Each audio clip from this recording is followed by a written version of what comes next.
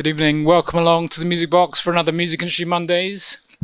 Here we are, central London, and we like to think we can't get any closer to the music industry as we already are. Although our guest tonight is based in Tallyard Studios, where we do have there is another music educator based there.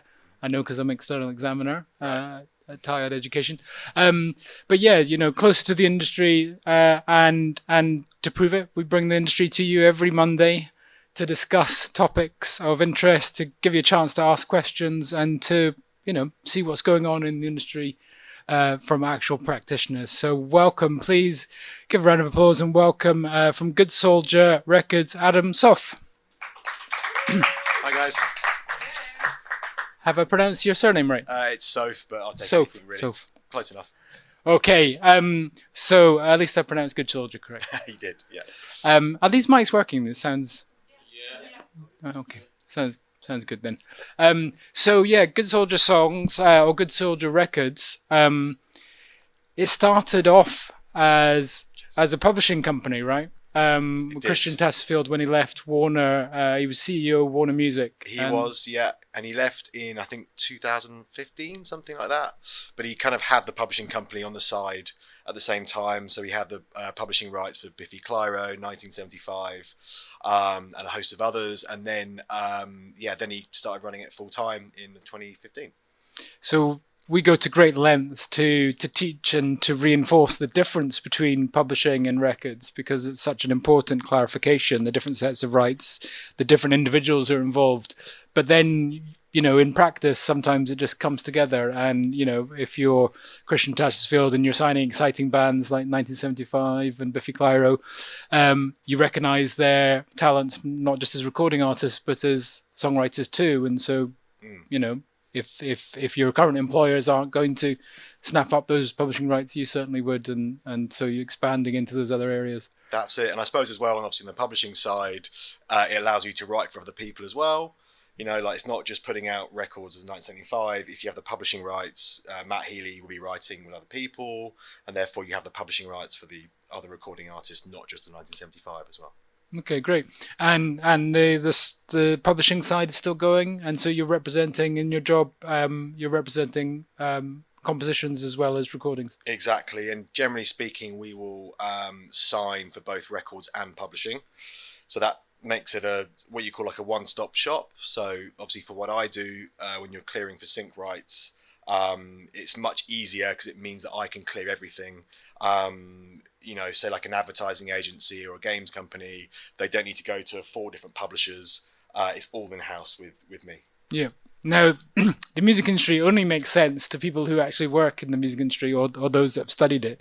There's so many layers of complexities and different rights that when professional users of music want to use a piece of music or recording on their TV show, on their advert, on their YouTube video, whatever it is, it can be overwhelming to understand how many people they need to speak to and how many permissions they need. So with one-stop shop, you can kind of do it all. Absolutely. And obviously in my job, it's extremely varied. I speak to all different types of people, but I'd say the bulk of my time is spent speaking to music supervisors.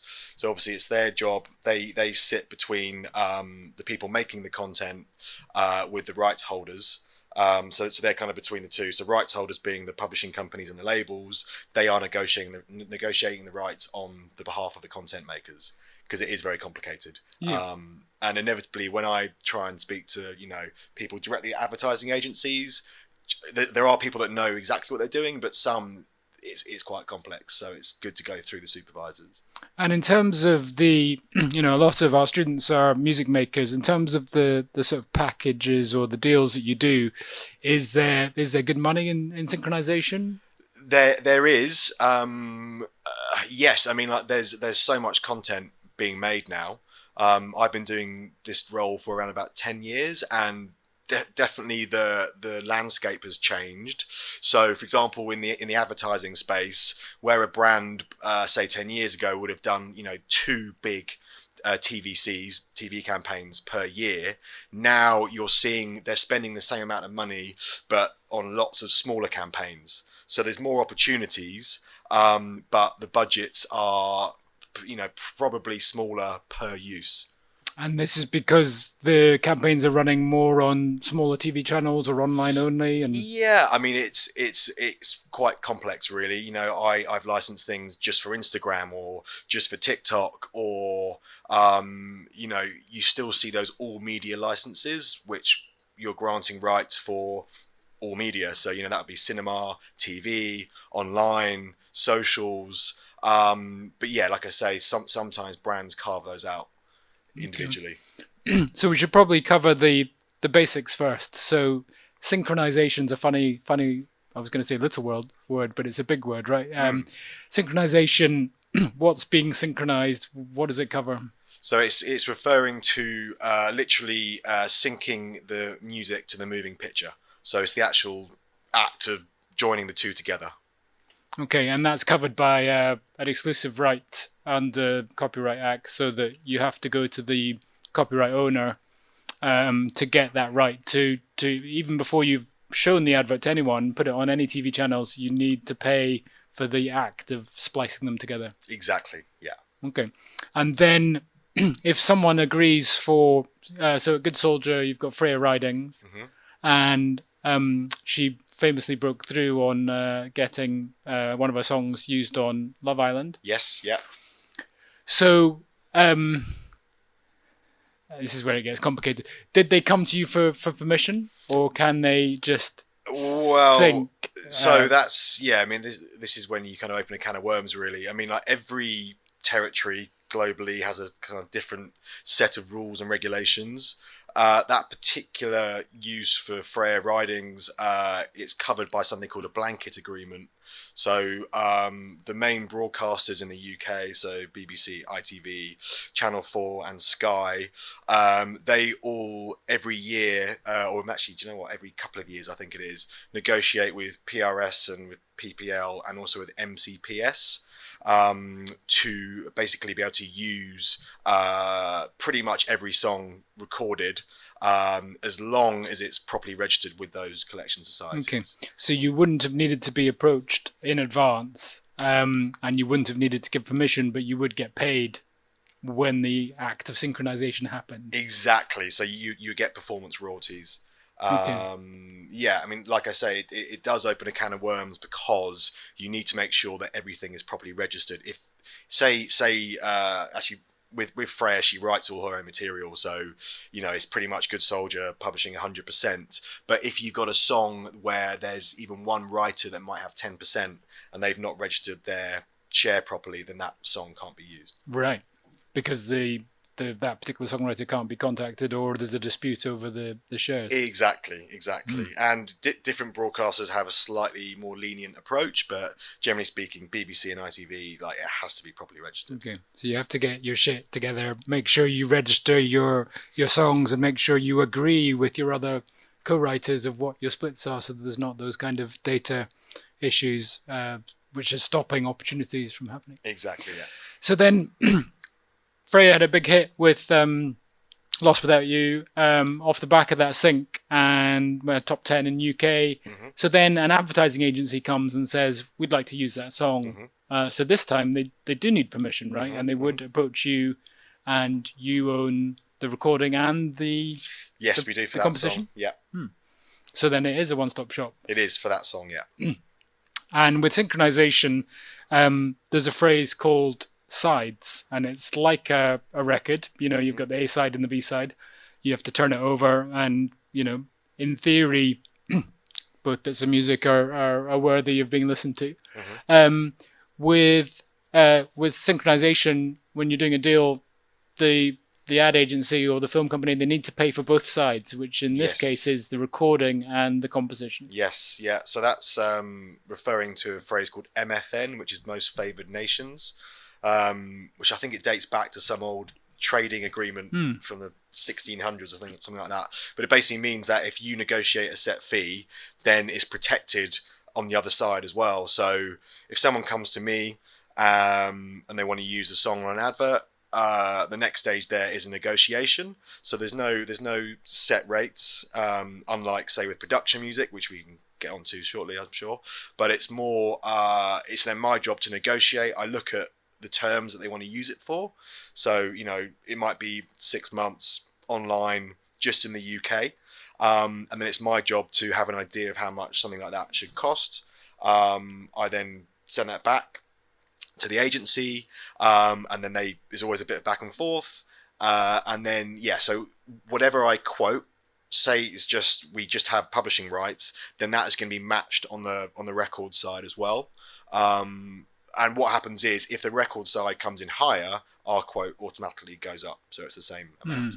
So Apple come to you and say, we want to use this song in an advert, and you quote them 10 grand or something, and then they go to, say you've got the composition, and then they go to the record label and they say, we want to use that, and the record label say, well, we want 100 grand MFN, and you've said 10 grand MFN, you automatically get the 100 grand if they want to go ahead with but chances are that'll be blown out of the water, and then that'll be it for that. Yeah, or they just walk away and you both lose out. Pretty much. But then what I would do in that situation is I would pick up the phone to the label, because that's vitally important as well, having contacts and knowing all the people, and then going, what are you doing here? We need to meet in the middle. Can you come down a bit?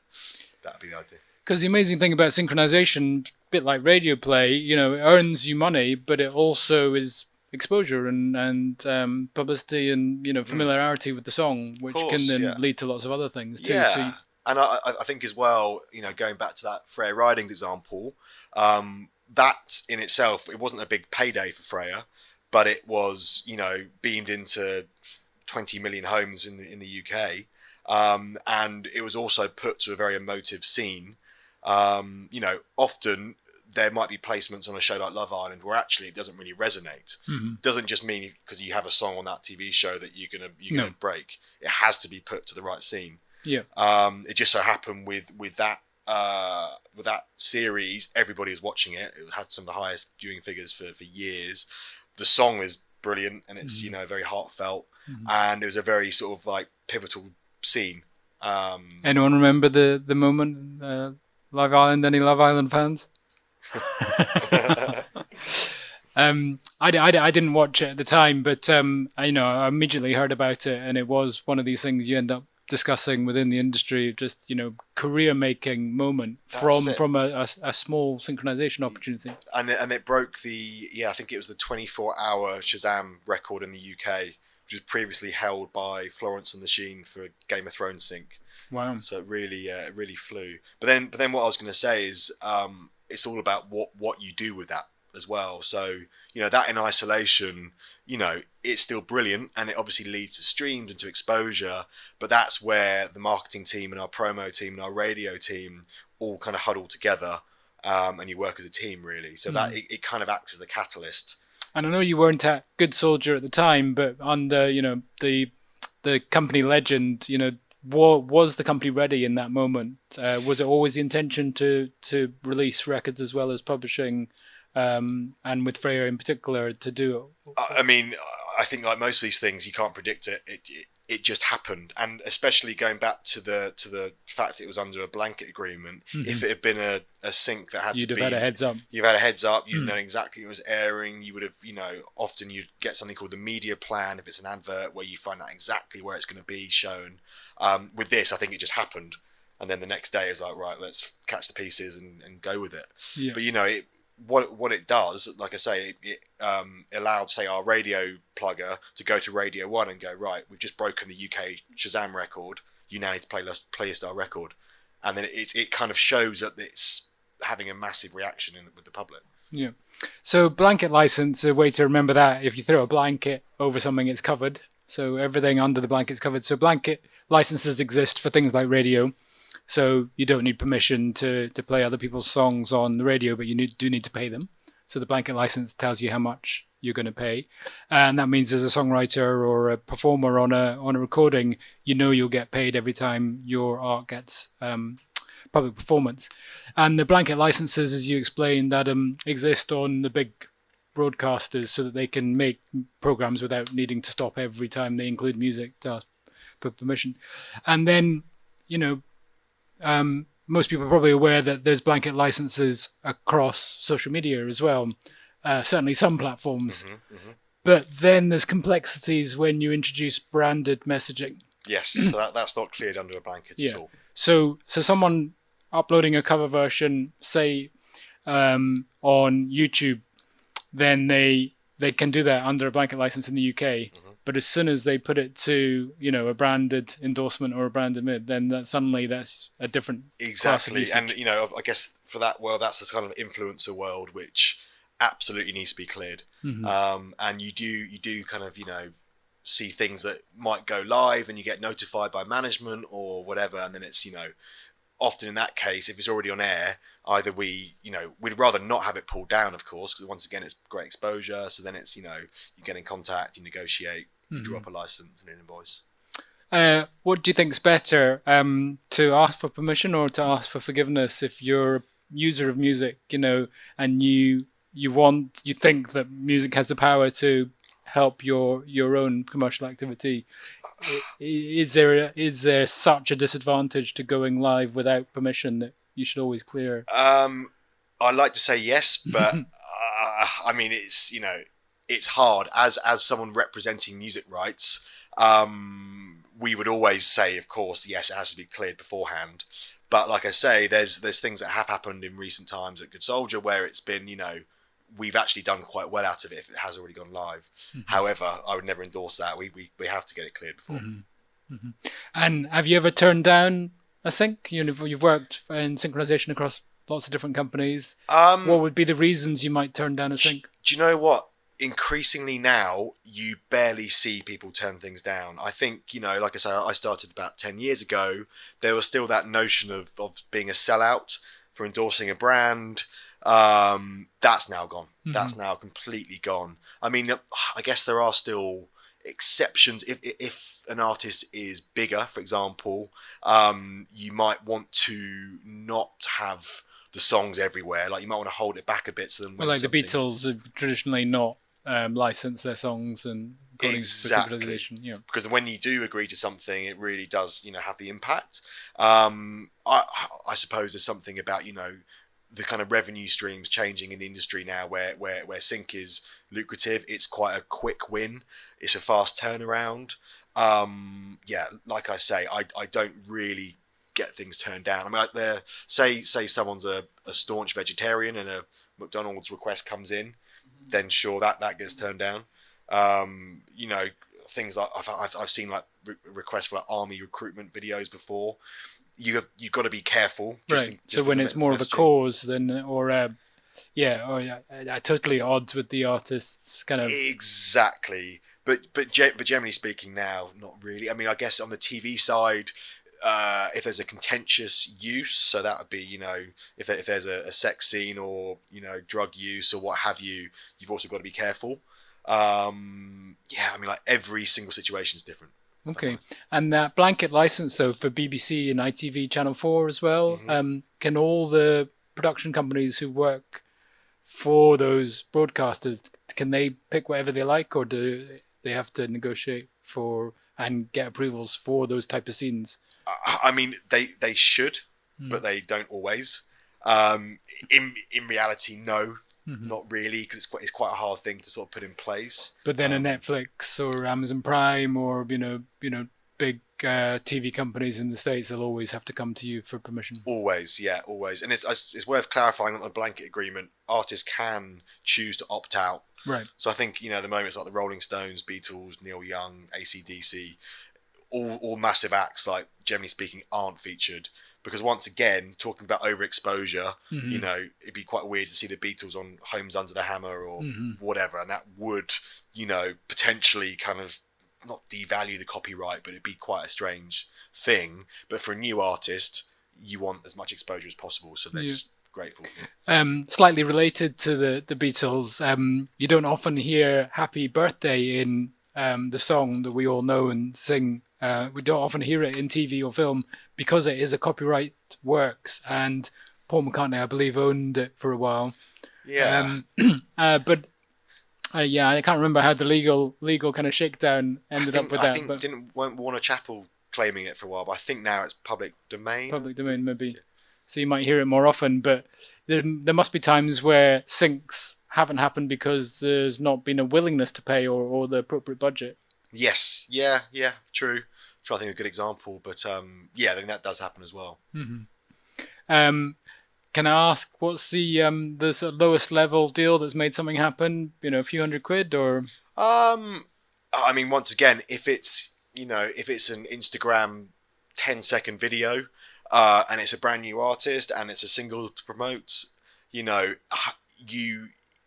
mean, quite hard to say exact figures, but the danger you have there, and this is kind of across the board, you start to devalue the cost of licenses, because it means that person who's maybe had a couple of £100 license approved, then that means next time they go for something, that's what they're expecting to pay. They're expecting to pay that, and they're going to different rights holders. So actually, that's why there's like the Guild of Music Supervisors, for example. Is there?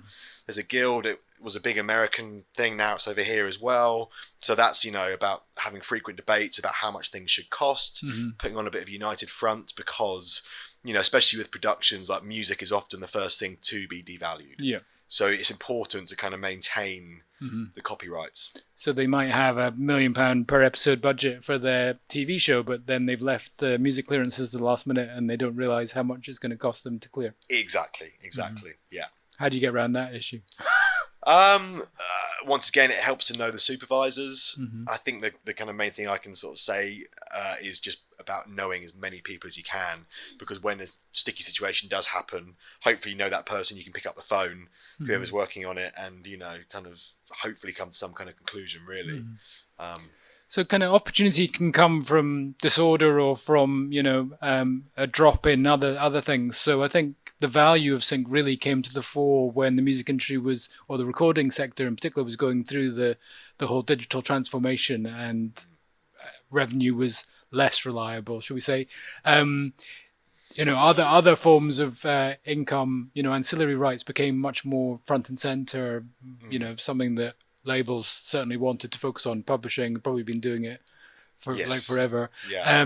And that could be a good thing, right? So now suddenly people do understand the value of, on both sides, the opportunity, and perhaps the music supervisors now understand what the potential rate card is. Yeah, exactly. I mean, it really has, it feels like a kind of boom time at the moment for sync, like you say. I mean, especially with kind of product placement and branded content, and there's so many areas that you can get your music into. Also, we do things like we have one of our bands, Larkins, performed on Made in Chelsea, for example. That was a brilliant opportunity. Like, it was in an actual club, and then the band were performing. There was like afterwards there's a track tag on the series and that sort of thing.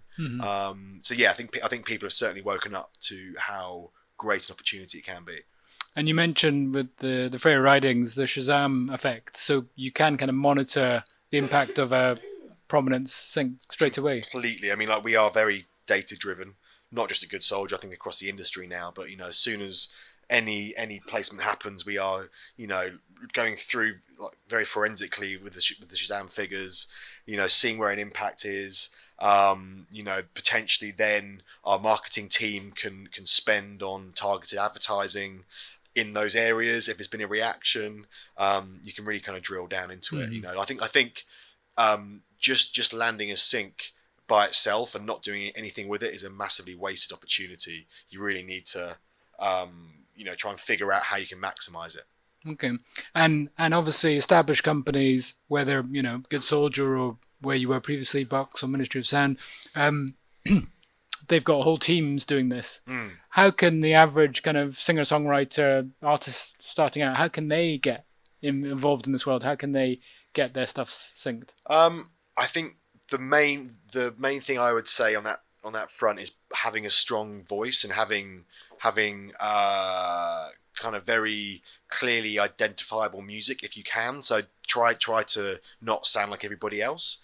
If I'm honest, it's about having a very clear sound, being true to yourself, because then people will have to pay attention, really. One thing I touched on earlier is production music, which is incredibly kind of a high level now. Didn't used to be, but you can license a song for pretty much next to nothing, and it's extremely high quality.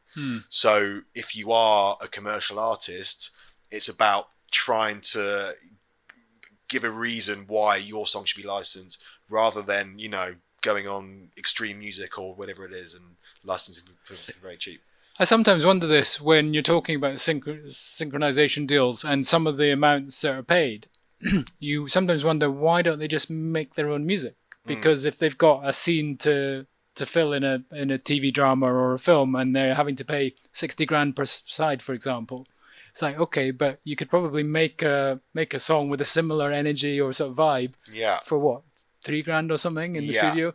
So you've got to be careful when you're negotiating to price according to your actual kind of cachet. Yeah, of course. I mean, like, it also works very differently across different companies, and especially the indie sector, which Good Soldier are in, or the major sector where I started off my career at Universal Music. When you've got those heritage copyrights, those evergreen tracks as they're called, you need to once again be quoting high, because they deserve it, quite frankly. But in the indie sector, I guess it's a bit more flexible.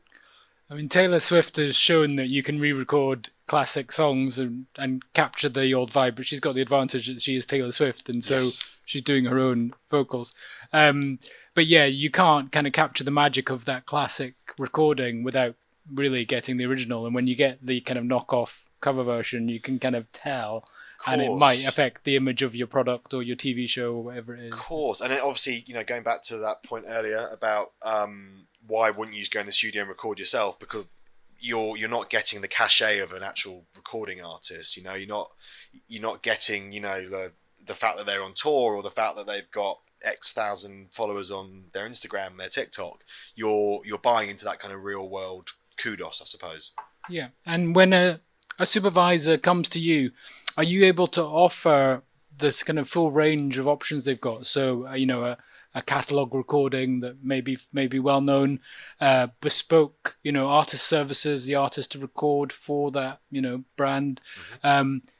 Do you own any production catalog, that kind of stuff? Not so much production catalog, but we do represent a roster of composers who are very adept in the film and TV space. I mean, once again, it's very open-ended, and it's about I think knowing or trying to read between the lines for what someone wants. Often what we can offer is, you pitch a commercial song, and the supervisor or the director or the ad agency might love it, but is not quite there. So you might say, look, we can go into the studio, we can bring the bass up, we can, slow this section down, whatever it might be, That's certainly an option that we offer.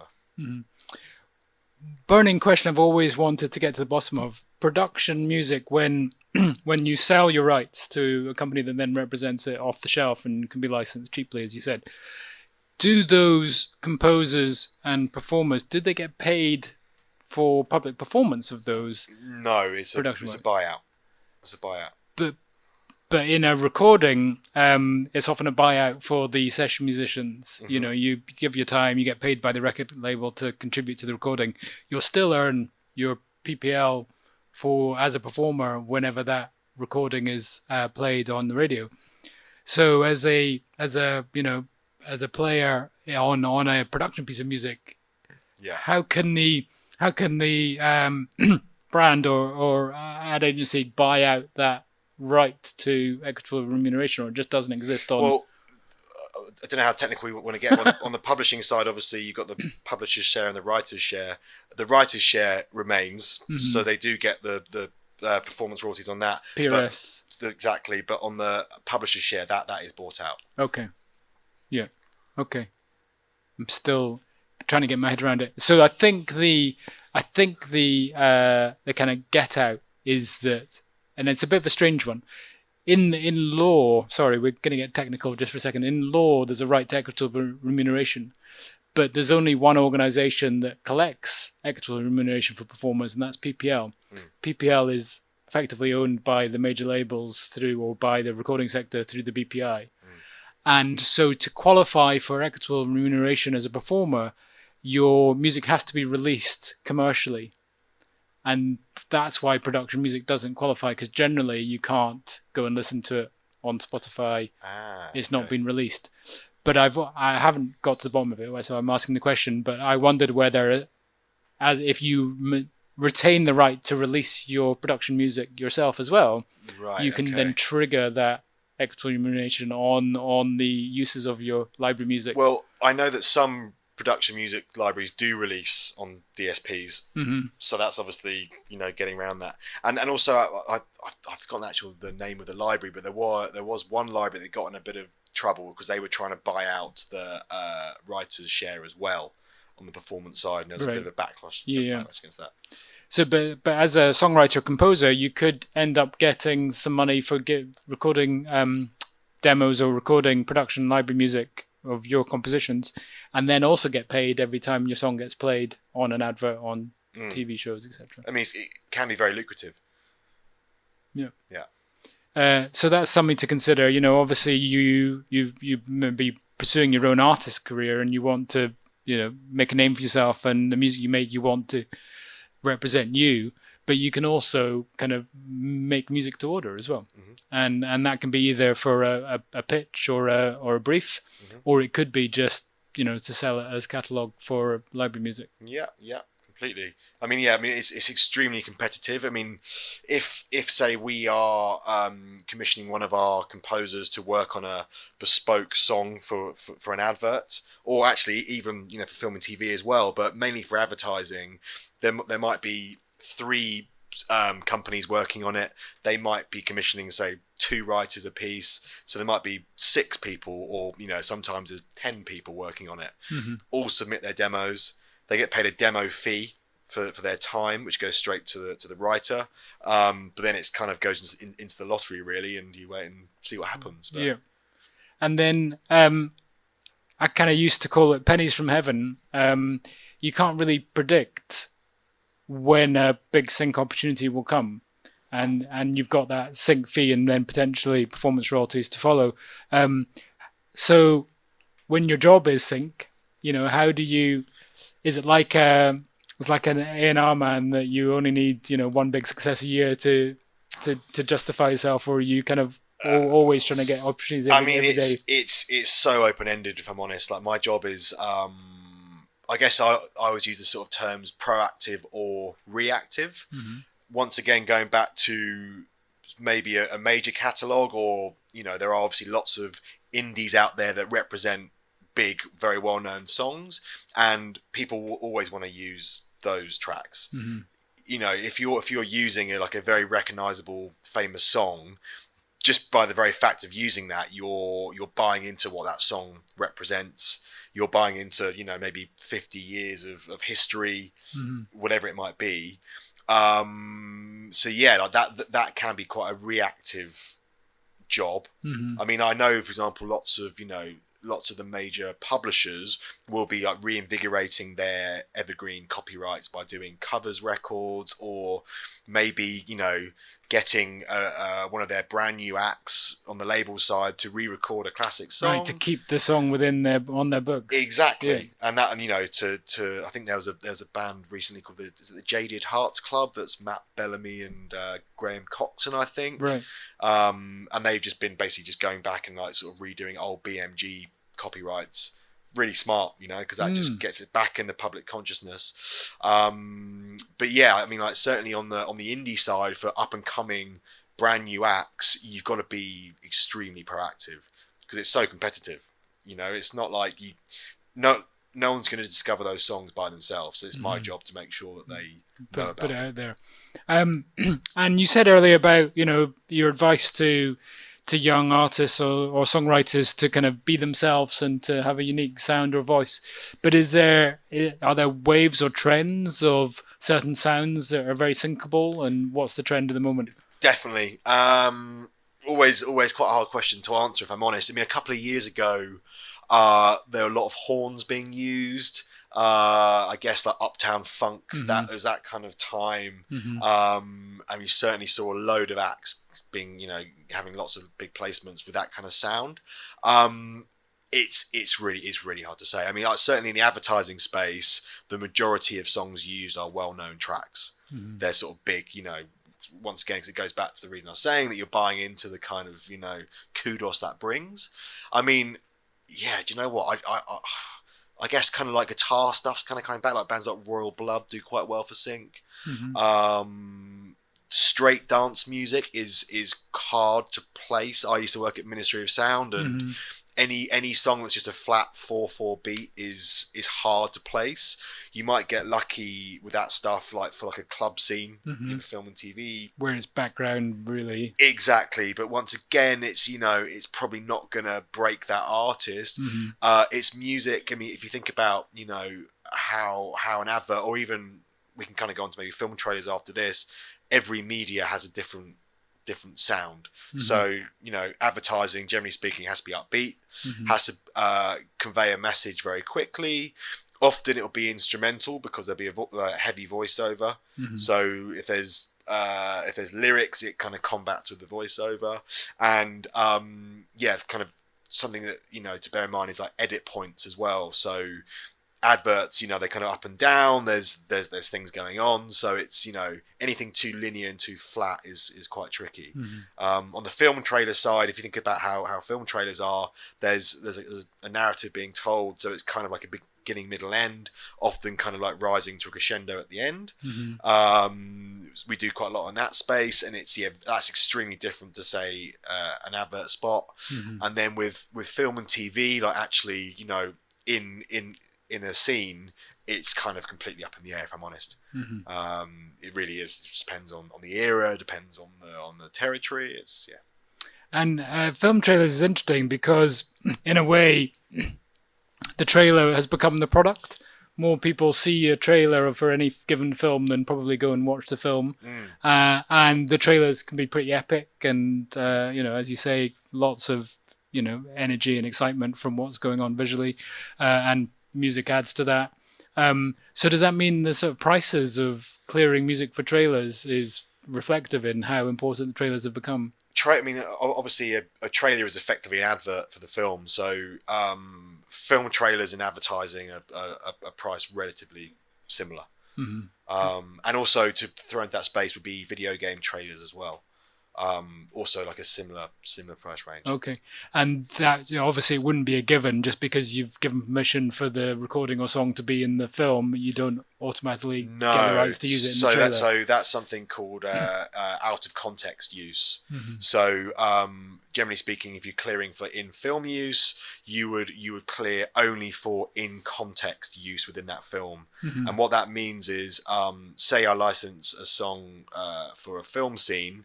In context means that they are able to use that exact clip to promote the film, but they couldn't use an out of context use by putting that same song onto new footage with a trailer. That'd be very, very different. Okay, so you mentioned trailers being on a par with advertising and so the gaming side of things too, and that's obviously a big area for sync, and massive area, yeah, and can have the same effects on certain certain games, certain artists' careers can or certainly catalog can have a big impact of being included in a game completely. And if I'm totally honest, I feel like the gaming world, like games like FIFA have been very well established for years as good opportunities, but more games like Overwatch or Fortnite, things that don't come naturally to someone who's maybe a bit older. That is a massive world. We recently placed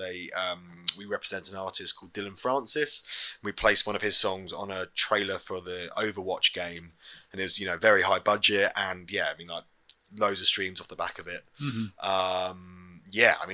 That is definitely a growing area. It's much bigger in America than it is over here.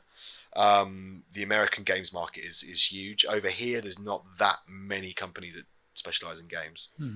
Now, Good Soldier's a relatively small company, so I imagine you would cover all of it. But what stage does Synchronisation kind of merge or sort of blend into brand partnerships? Because or new business, whatever they might call it in the bigger company. Because if you're talking about music use in Fortnite, but then you're going into the in-game concerts and that kind of stuff. So yeah. I mean, obviously, now at all the major record labels, there's entire brand partnership teams set up. If I'm perfectly honest, for me, I mean, I have someone that works with me at Good Soldier. It's too much to focus on everything. So right now, my main focus is sync. There have been a few opportunities that have come up. We represent an artist called Gavin James, who's like an Irish singer-songwriter, but he's massive in Ireland, massive in mainland Europe. He did a partnership with Gibson, which once again with the brand partnership stuff, it has to feel natural. Obviously with Gibson, he's a guitar player. It's a very easy fit. There can be some examples, especially say with product placement and that sort of thing, where it can feel quite jarring, where it's clearly a brand wants to just tap into something and it's not a very good match. But yeah, I mean, like I say, like we do work in that space, but sync's the main focus. Yeah. Probably a good time to open to the floor for any questions. There's a whole world of opportunity out there to get your music heard by new audiences and make a lot of money along the way. So maybe we've all explained it and you know exactly what synchronization is, but yeah, question in the back there. Hi. By the way, just so we capture it on the recording, would you mind stepping up to the microphone we've got here and asking you a question? Thank you. Hi. So you mentioned house dance music doesn't get a lot of sync in very rare cases. So I wanted to know what sort of scenes and shows or situations demand more sync or receive more sync? For dance music? No, in general, what types of scenes and shows, for example, or romantic scene, action scenes need a lot more sync or get a lot more sync in general? Yeah, I mean, also just quickly on that point, I think maybe I wasn't entirely clear with that. I mean, how obviously dance music is a very broad spectrum, and there are some great examples of electronic music that does get used. I mean, especially more like kind of more ambient artists, like say Fortet, for example, gets used a lot. It's more just kind of straight kind of club 4/4. Kudrendorfmeister and Tosca and exactly. Yeah, so it is quite broad. I mean, actually, going back to Love Island, that was quite a rare case where commercial pop dance did get used a lot, and that would be obviously for sort of like party scenes, etc. I feel like probably one thing to take away from this talk is that it's extremely varied in the landscape, and these things change all the time. There might be a show that comes out soon that's just purely based in the kind of club scene, and that will require purely electronic music, I'm sure. But yeah, in answer to your question, I suppose, yeah, I mean, what I'd recommend is just watch TV, but kind of watch it in an active way. Really kind of not study it as such, but really kind of pay attention to what's getting used. To what extent, how high in the mix is it? You'll find that music, especially in this country, and this goes back to the blanket agreement we were talking about, UK TV might, have 15 cues in a half an hour episode, cues being the songs being used. But in, say, America, they have to clear all those uses directly. So there's a lot less music being used, which is always quite an interesting point. You got any theory on scenes that you remember, any memorable scenes or sort of types of music do you think you associate with synchronization? No, I mean, I can just imagine love scenes in shows or romantic scenes require a lot more music in general for sync. Yeah. So, yeah. I think that must be probably the most common situation for sync. Right? Yeah, I mean, it's quite open-ended, if I'm honest with you. It might be party scenes, there might be action scenes. I mean, music's obviously used to tell stories, really. So it's used a lot. I mean, my wife hates it when I'm watching TV because I'm sitting there with my phone out the whole time, Shazamming everything because I have to, because I have to find out what it is, and I'm seeing who the rights holders are, and I'm trying to figure out how they got that song in there, and I really kind of, like I say, actively watch. Does that answer your question? No worries. Thank you. And Good Soldier Records had a kind of pop dance version of a cover of Dancing in the Moonlight. Yes. And that blew up on TikTok or similar platforms. Did that then end up getting a bunch of syncs? We got quite a few. Yeah, we placed it on a Capital FM advert for, what was it for? It was something quite funny, like a sort of Dreams bed warehouse advert. But that was used for like a whole year. But then we also got Love Island America with that song. It got placed, I think, 3 years on the road for Love Island in the UK, Love Island Australia. It's definitely a theme of Love Island, obviously, because it is a big talking point. But yeah, I mean, obviously with something like that, it is quite a cheesy dance pop cover, and I would never try and sell it as anything but that. Mm-hmm. You know, like if I'm going into, you know, like an advertising agency, I, you know, probably wouldn't lead with that song, for example. You would lead with the cooler stuff, and especially with that as well, it's quite expensive on the publishing side.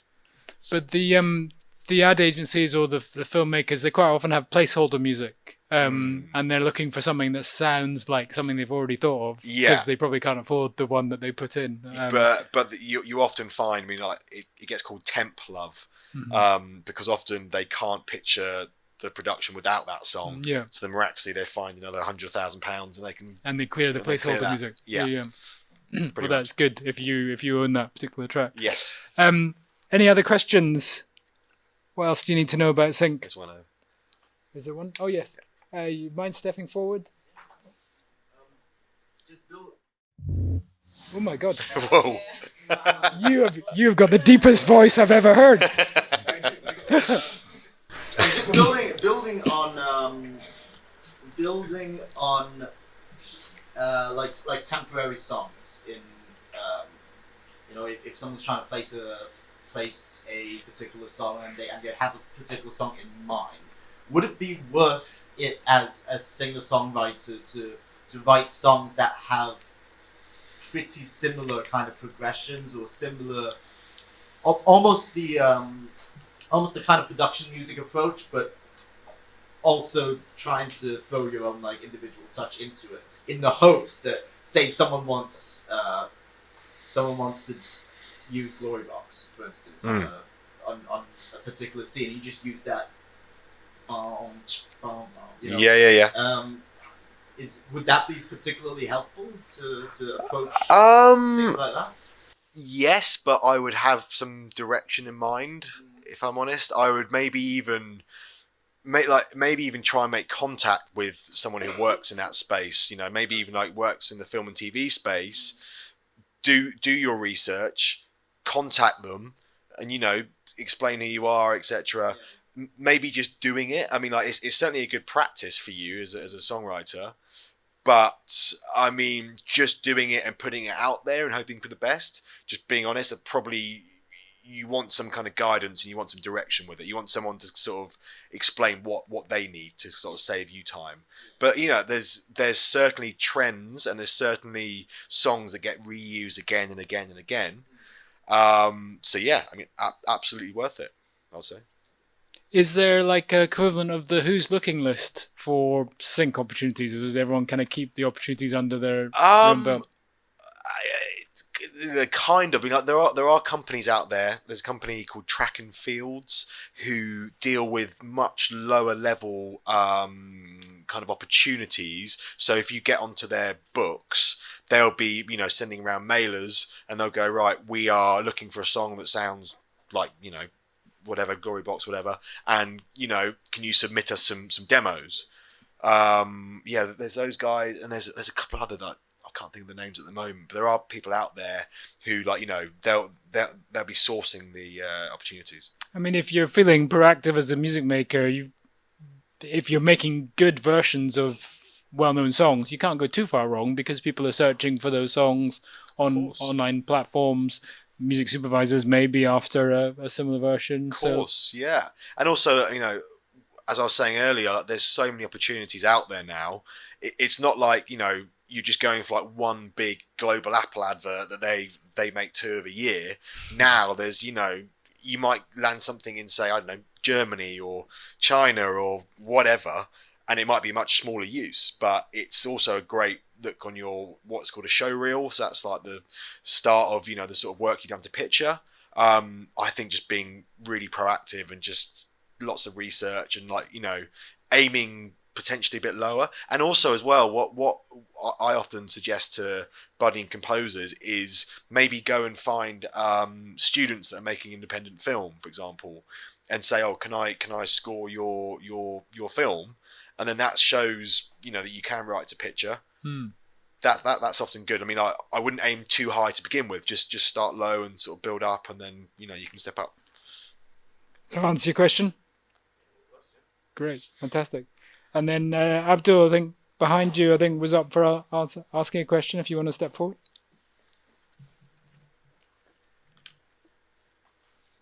All right, cool. I was just gonna ask how the process of when it comes to payments and synchronizing work. Like when you get paid, how's the process go, and just so on. Yeah, so I guess it does kind of differ for each company. Generally speaking, everything gets approved. So there's a lot of parts of the process. So someone wants to use one of our songs. It's then my job to negotiate and get the fee up to a level that I think is fair.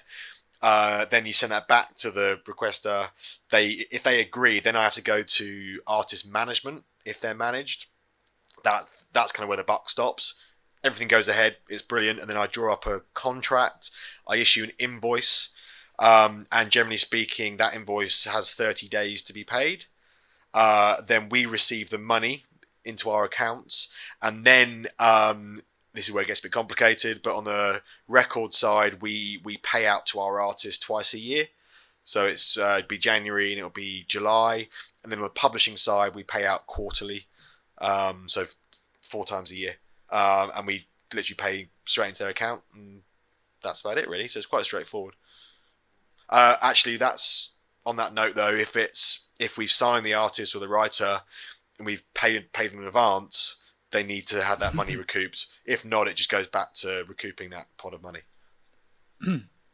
So, yeah, kind of simple, but also complicated. Can be, yeah. I mean, in theory, it's simple, but yeah, it can get a little complicated. And do you always require artist permission or artist manager sign off? There are some artists where we have it in the contract that we can approve on their behalf. Once again, generally speaking, if it's say Freya Ridings, yeah, we need to get artist and management approval. But yeah, I mean, like we also have artists on our books who aren't managed, and they kind of looking to me to, act on their behalf. So yeah, once again, it kind of depends. Yeah, but you don't want the approvals process to screw up the opportunity. No, and often that can get complex, especially again if there's say a sample that's been used in the composition, or if an approval party is not in this time zone, can get a bit complicated again.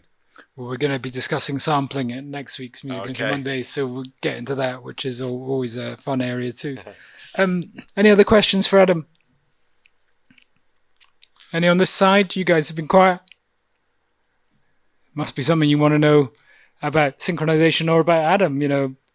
About how did you get into music? How did I get into music? I actually studied English at university, English literature, and then graduated and realised that music was my passion. And I had a couple of quite long years, if I'm honest, trying to get my foot in the door.